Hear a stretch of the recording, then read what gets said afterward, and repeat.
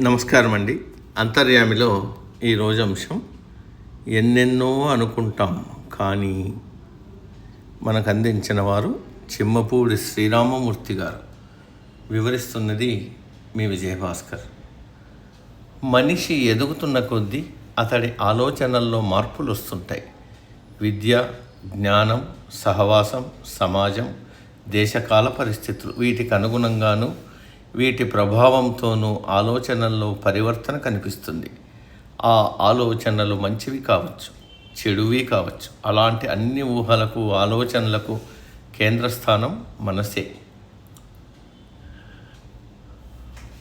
మనం మన అభ్యున్నతి కోసం ఎన్నో ప్రణాళికలు రచిస్తాం, మరెన్నో వ్యూహాలను ఆవిష్కరించుకుంటాం. అనుకున్న ప్రకారంగా అన్నీ జరగడానికి, జరగకపోవడానికి కారణాలు ఉంటాయి. అనుకున్న ప్రకారం జరిగితే సంతోషం కలుగుతుంది. అది ఒకప్పుడు. ఒక చోట దొరక్కపోతే మరో సమయంలో మరో చోట లభ్యమవుతుంది. కాబట్టి వచ్చిన అవకాశాలను అందిపుచ్చుకోవడం విజ్ఞత. ప్రయత్నం, ప్రణాళిక, కృషి, పట్టుదల లేకుండా లక్ష్యాన్ని చేరుకోలేము. కొందరు సరైన వ్యూహరచన లేకుండా గాలిలో మెడలు కడుతుంటారు. వాటి వల్ల కించిత్ లాభం కూడా ఉండదు. నిజమైన విజయం సాధించాలంటే మన ఆలోచనలు సవ్యమైనవి, ధర్మబద్ధమైనవి అయి ఉండాలి. అలాగే మన మాట మంచిదై నలుదిశలా శాంతిని, ఆహ్లాదాన్ని పంచాలి. మాటకు, చర్యకు మధ్య తేడా ఉండకూడదు. మనసు చెప్పినట్లు మనం వినడం కాదు, మనము చెప్పినట్లు మనసు వినాలి అంటాడు గౌతమ బుద్ధుడు. మన విజయానికి అవరోధాలు కలిగించేవి మన ప్రతికూల ఆలోచనలే అని చెబుతారు అబ్దుల్ కలాం.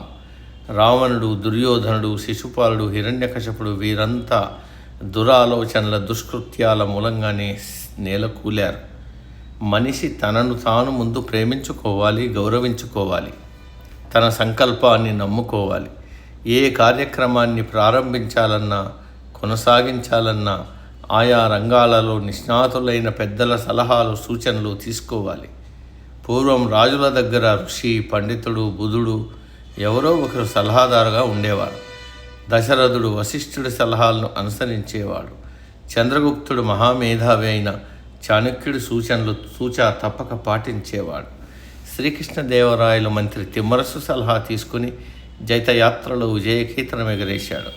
నువ్వు చెప్పేది నేను వినను, నేను చెప్పిందే నువ్వు వినాలనే ధోరణి పాలకుల్లో ఉంటే అది నిరంకుశ పాలన అవుతుంది. అటువంటి పాలనలో ప్రజలు సుఖశాంతులు పొందలేరు.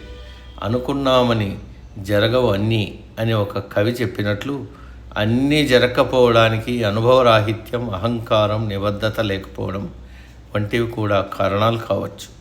మందర, శకుని లాంటి దుష్టుల దుర్బోధల వలలో పడితే కార్యభంగం, అప్రతిష్ట తప్పవు. సాఫల్యం కోసం ప్రత్యామ్నాయం అన్వేషించడం ప్రతిభావంతుడి లక్షణం. ఎన్ని ఉలిదెబ్బలు తింటే శిల్పమవుతుంది. పెరుగును ఎంతసేపు చిలికితే వెన్న వస్తుంది.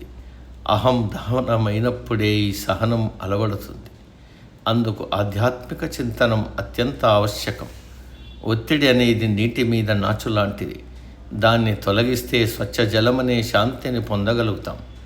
అప్పుడు మనం అనుకున్నవన్నీ జరగడం లేదే అన్న దిగులే ఉండదు. సమాప్తం.